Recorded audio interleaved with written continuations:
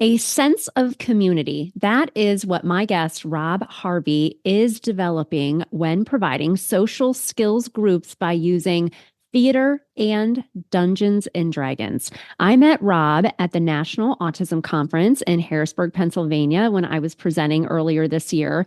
And I loved his energy. He is providing social language skills groups that are cooperative, that are fun. He said, lead with joy. I knew that I liked him when he said that. Lead with joy. Yes, 100%.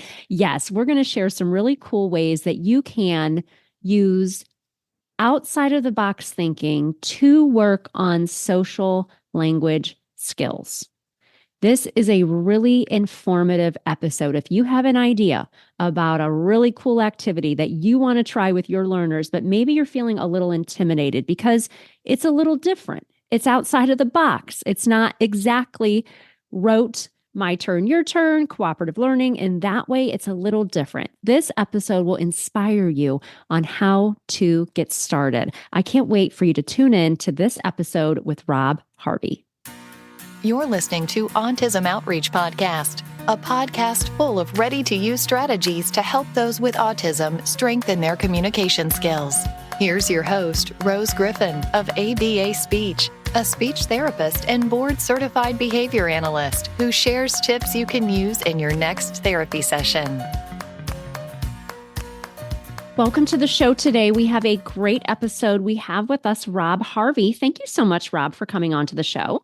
I'm very excited to be here, Rose. Thank you so much for having me. And I was telling Rob I had to do some sleuthing to find out who he was. I was presenting at the NAC conference in Harrisburg, Pennsylvania in August. It was just really such a highlight of my career, really. It's cool to be invited to speak at that. And you were, I think I asked for a volunteer or something during my talk, and you answered a question or something and then came up and talked to me. And I was like, who is this guy? He's very friendly. He had a very smart answer when I asked a question. But I sleuthed you. And so now you're on the show. So I appreciate it. Thank you. Thank you for coming on. Yeah.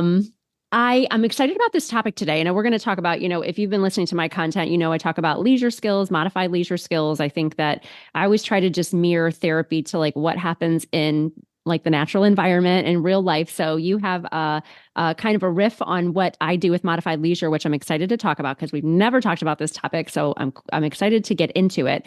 But tell us, I do ask people, how they got into the field. I don't know your answer at all. And it's always interesting for me. I know you've been on behavioral observations with my friend Matt Sikoria.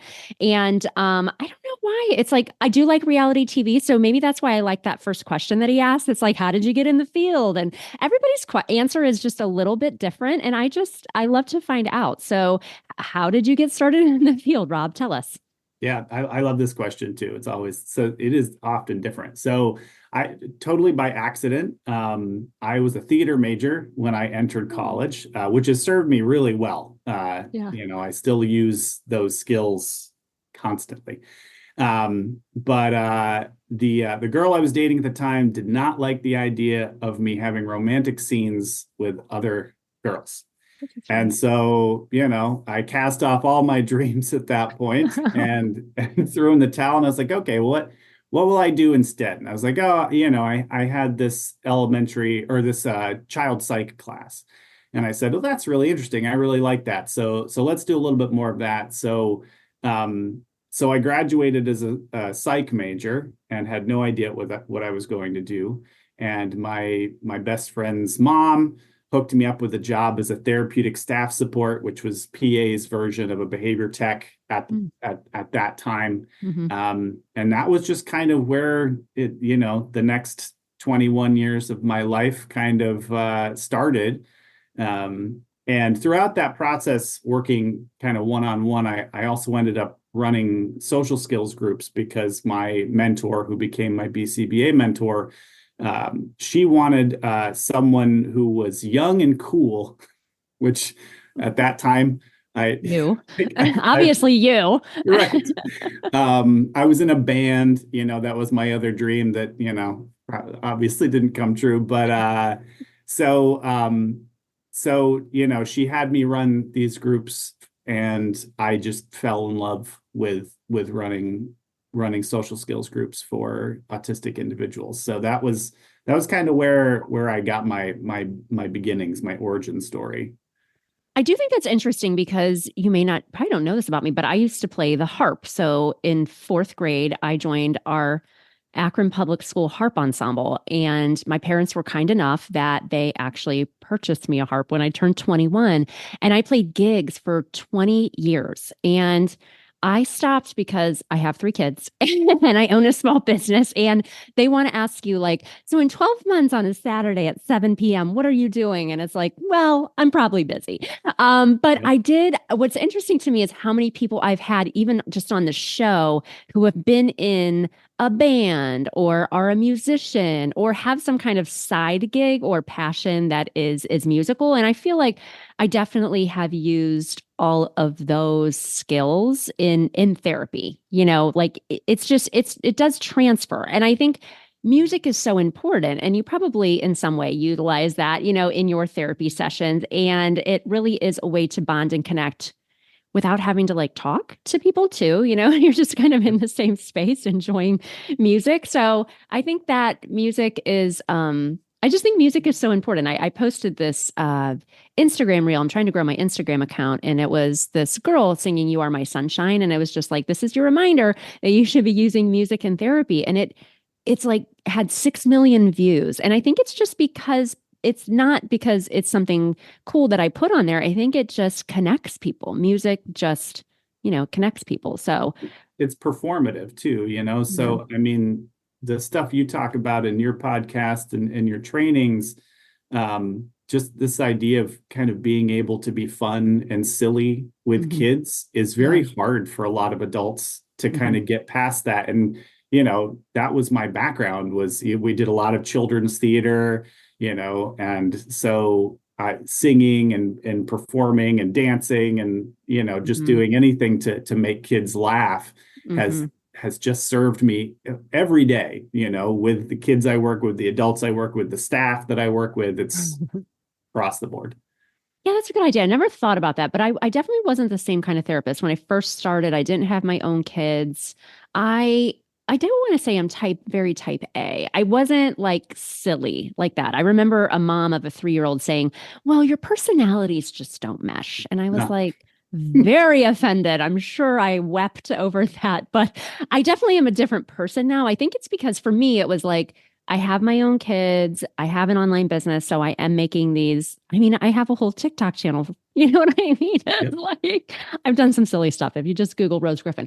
But I think I just got over that. And it does make therapy seem so different when you're just kind of out there and you're not afraid to be silly to, or whatever it is your client needs to engage in that moment. So I like that you bring that up because I've never really thought about it that way. But you're right. Some people are really uncomfortable with the idea of doing things that are might be seem silly if Yeah, but it's like there's a reason behind the there silliness, right? is. It's the client engagement. So I like that performative. Yeah, that's a good idea.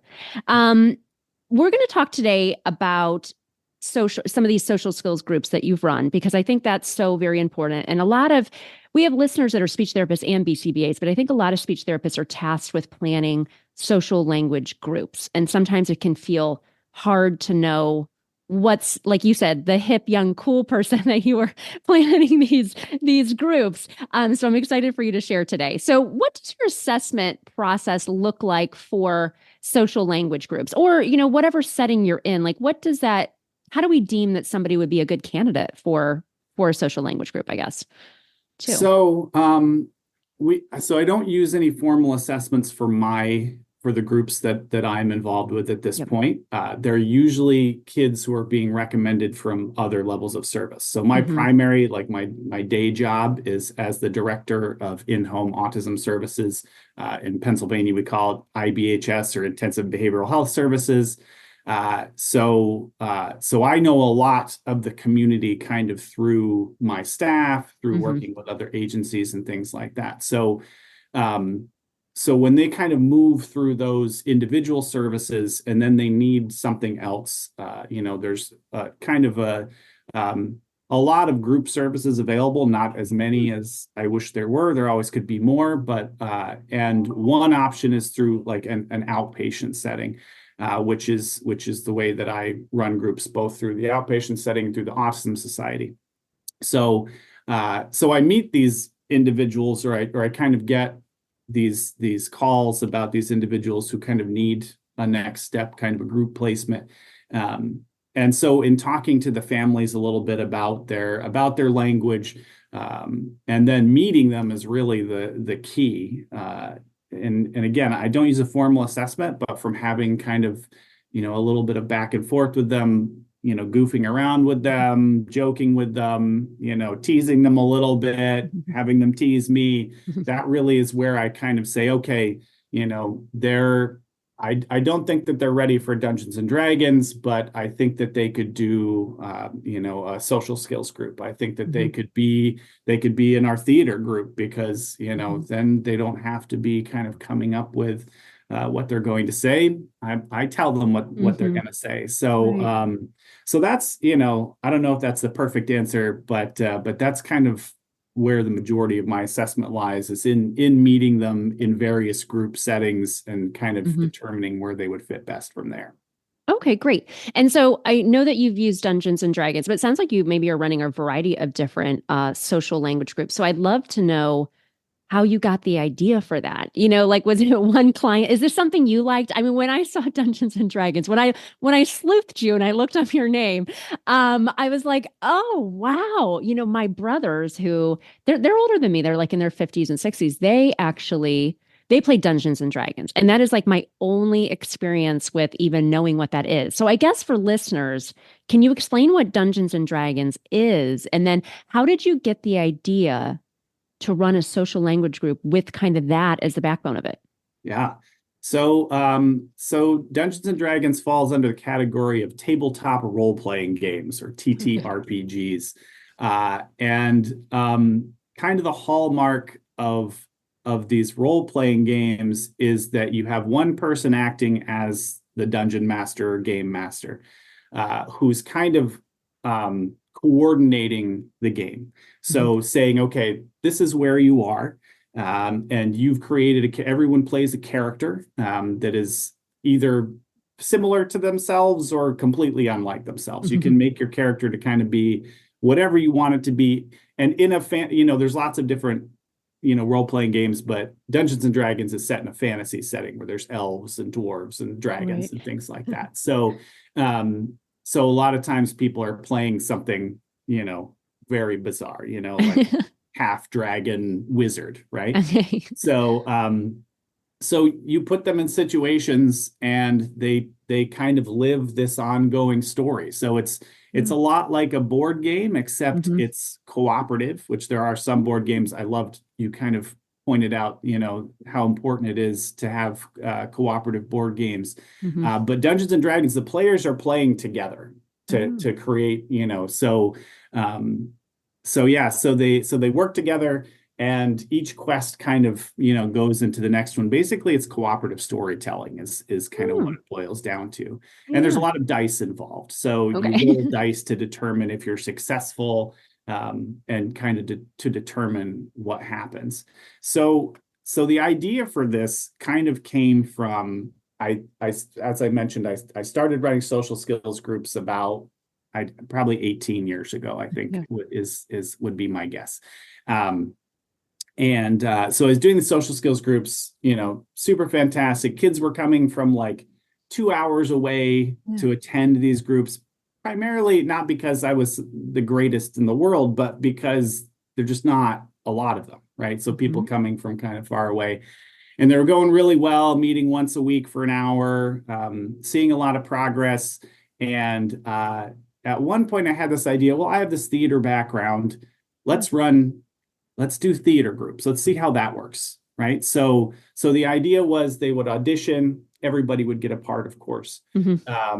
And then we would rehearse for a few weeks, and then we would put on a play. With the hopes that they could generalize that to schools or community theater, things like that. And over time, that evolved. Originally, we were doing the Christmas Carol. We would do that each year, and I would kind of like tailor it to, the kids in the group. And one year, I can't remember why, but I said, you know what, why don't you guys pick characters and I'll write a play about those characters. Oh my gosh. Yeah. So it very quickly spiraled kind of out of control, but into this beautiful kind of thing Hmm. where, the kids were choosing their favorite characters, oftentimes like their intense interest, right? Right.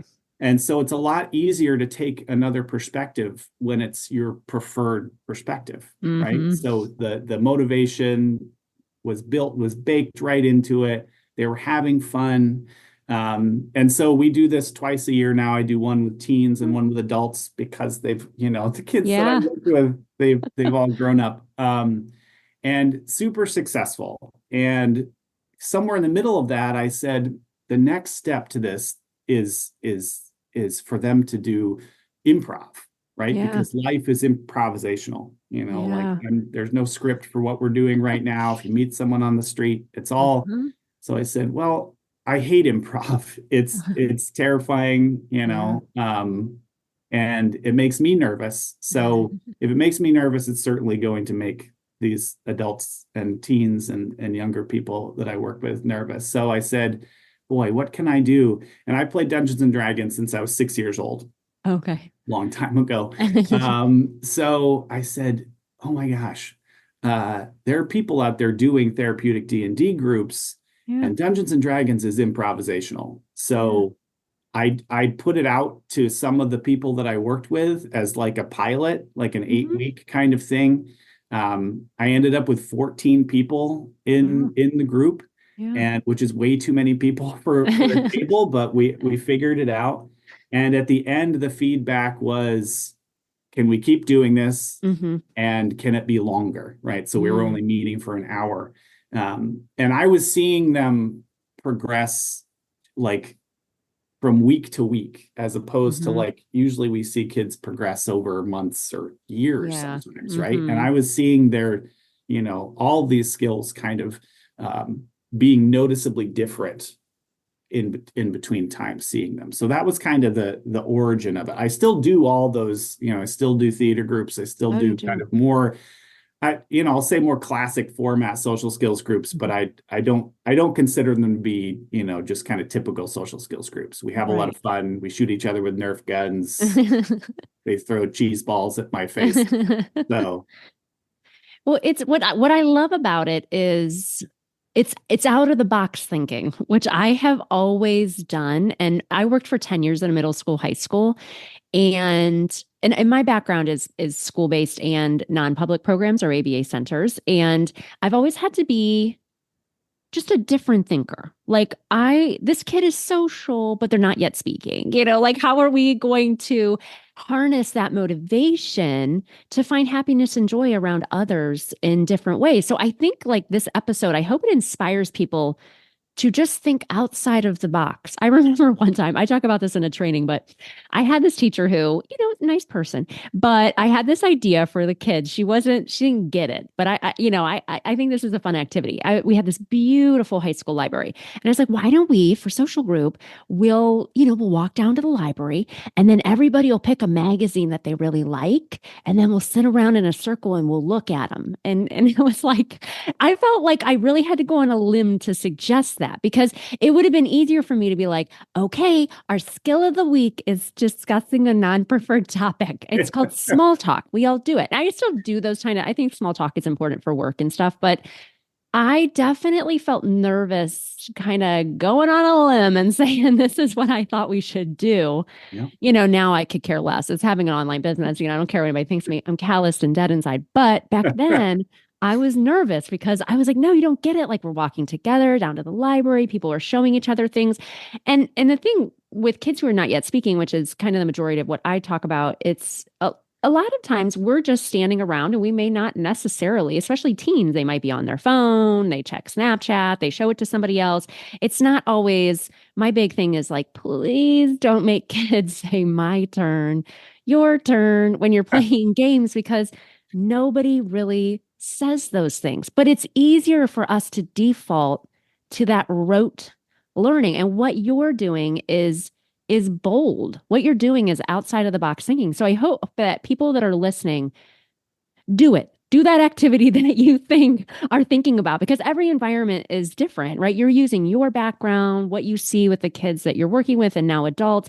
And what I think is so cool too about the theater groups is not only for the kids to have that experience, but for the parents, Yes. because for that to be an opportunity, I work with people from all over the world, literally, who just can't even find a speech therapist who understands autism. And for the people living by Rob, you are lucky because not everybody has that type of offering. You could get your rote social language skills group, which that might be great for somebody, but to have something that is more of like a life experience, which is what you're providing for people. Yeah. I just think that is so amazing. You're doing great work, Rob. Thanks. What skills can you address? You said making progress, because that's the truth too. Like, like if you're seeing a kid for a traditional, like once a week pull out for speech therapy or going into the group, sometimes it's hard to see that growth. But what you're doing is like more of a cooperative activity. So I guess what types of skills can you address while engaged in these activities? Yeah. My silly answer would be, what kind of skills can you not address in Yes. this kind of? Ooh, So I like it. it's really amazing. So initially you see things like tone and the prosody and just kind of that they just sound more more fluent. Mm-hmm. So they're coming into my groups with kind of full language in most cases, Yeah. but their actual social communication is still, it's not fantastic. Right. The kind of differences are pretty marked. So they kind of build that, and I love that you brought up this kind of typical idea of like my turn, your turn. Let's and there's and a lot of times you have to start with that. You play the games where you flip the card, or when it's my turn, and that's a great place to start. But real conversation is among groups of people is not your turn, my turn. It's kind of finding your moment to get in. And Dungeons and Dragons is really cool because there's kind of two parts of the game. So there's when you're in like combat, so when you're like in a battle, that is turn-based, right? So, but even then, there are times where you can kind of like give suggestions or things off your turn. But the rest of the time, which is probably depending on who you're playing with, the majority of the time, you're in this more story-driven kind of element, the kind of role-playing section where you're in a tavern in a town, or you're in the woods talking to a group of centaurs or whatever it might be. And there aren't turns at that point. Sometimes I will, there's a lot of modifications they'll put in, but sometimes, I will kind of add turns to that just to make sure everybody gets a voice. But most of the time it's very, kind of feeling out where they're going to talk. And I'll, use some prompting in there and say, hey, what do you think? Or I'll use the characters, that's where the characters have different voices and things like that. So that's the characters will say, oh, what do you think, Rose? Like, so you can really kind of shape that. So they're kind of bringing that out, but you see things like initiation kind of rise, they're just kind of affect is different. The social interaction is just baked into it. You have to do it, and it's kind of easier because you're doing it as a character instead of yourself. So you kind of get that, the consequences are yours but not directly, so we'll try to work things in like, oh, they're having a hard time making friends, or they're having a hard time asking someone out, like, well, let's put it in the game, let's Right. play through that in the game and see how it works out, because if the girl says no in the game, no big deal, right? But you got some practice in there. And then the last one I would just say is just kind of, it gives them this connection point, because Dungeons and Dragons has become this huge force right now. Like a lot of people are playing role-playing games. Stranger Things kind of brought it to light. There's a live show called Critical Role that's streamed, that's hugely popular. So like it's at the forefront of pop culture right now, Mm-hmm. which, when I started playing until not that long ago, it was something you didn't tell people about, Right. but It's hush but it's hush. right, absolutely. It's, oh yeah, what's that? I don't, it's so, but now it's cool. Hmm. And like 90% of the individuals that have come through my groups are playing, in addition to the group, they're Mm. playing with friends, they're playing at school, they're playing at their local comic book store, they're playing Mm. online. So Hmm. it's given them this thing that Hmm. they can be interested in, connect to other people with, that they didn't have before. So Right. yeah, it's cool. I love that. I was wondering if Stranger Things, I'm a big fan of Stranger Things. I didn't watch the last two episodes. I need to. They were so long. I just couldn't. I need to do that. But love it. I've seen every other episode. And I was remembering, like, was that something that they played in Stranger Things? Okay. Yeah. That's Right, coming back for right one more away season, in right? episode one, they're Okay, playing. that's right. Because I remember my brothers played it, and I was like, Stranger Things. I love this show. It is coming back for one more season, isn't It it? is. Stranger Things. Okay. It Yes. Okay. is. I've got some Sometime time. in 2025 is. Okay, good. I've got some time to watch those last two episodes. Oh, interesting. Okay, I love this. So how can other people, if they're thinking about starting like even like a theater group or Dungeons and Dragons, if they have some like a little voice in their head that says, I'm being called to do this, and I love what Rob did. I mean, like I hate when people say they're thought leaders. I hate when people put that on their own LinkedIn, but you're definitely a thought leader because this is just very outside of the box, which I really resonates with me. And sometimes for people, depending on who you are, it's hard for people to say, like, okay, I'm going to go into this classroom and we're going to do something totally different because people will have opinions and you just have to stay strong and keep the vision because this is good stuff. How can people get started, do you think? What are some like baby steps to getting started to something kind of outside the box like this?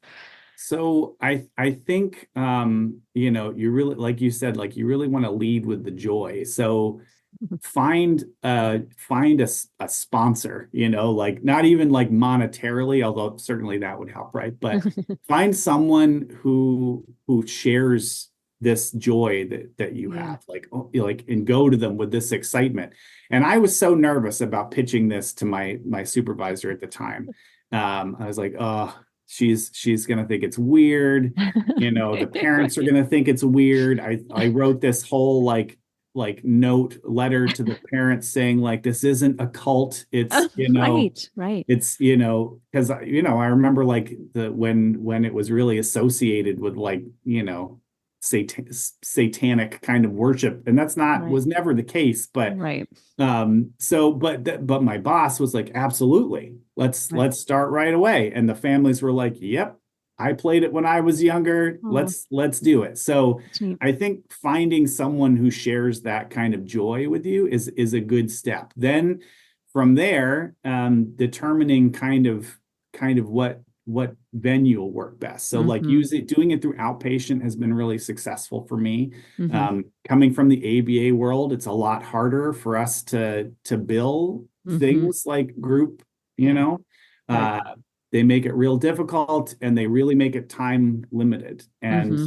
our individuals need some time to figure things out. Hmm. Um, and just to feel that sense of community. So Hmm.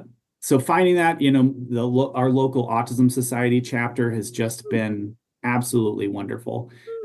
They've really, anytime I have an idea, they say, yep, let's figure it out. So I've done a Right. lot through that.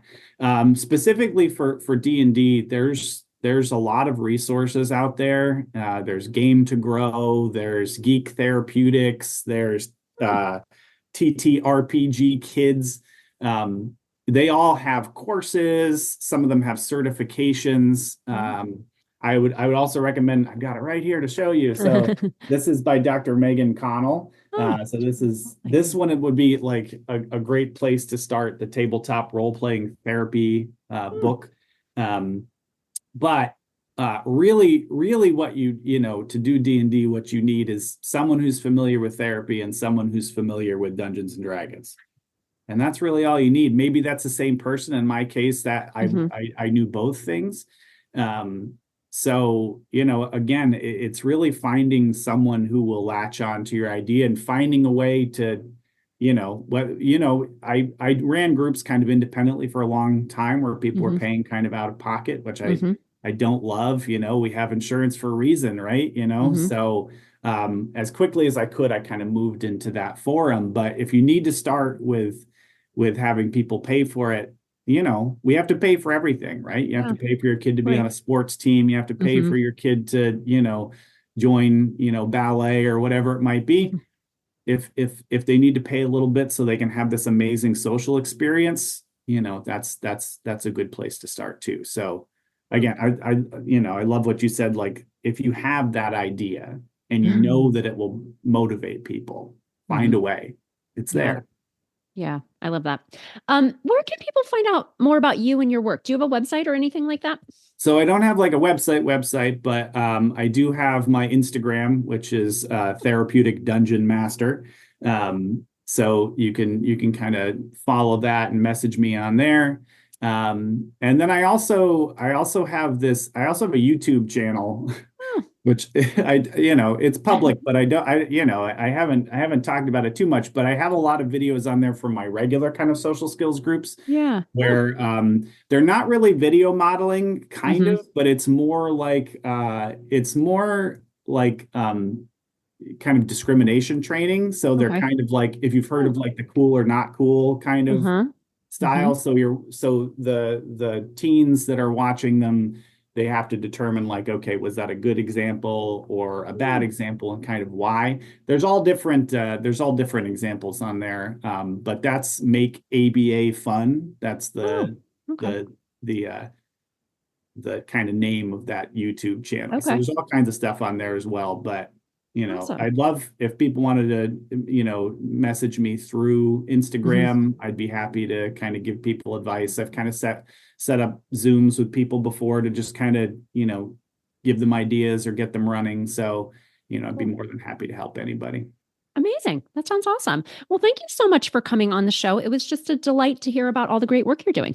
Yeah, it was really a pleasure to talk to you, Rose. Thank you so much for having me. Thanks for listening to Autism Outreach. If you enjoyed the show today, make sure to subscribe so you don't miss an episode full of actionable strategies you can use in your therapy room. Write a review too. That would mean so much to me. I always love hearing from you. Have a specific topic that you want included on a future show? Reach out over on Instagram, ABA Speech by Rose, or visit me at www.abaspeech.org.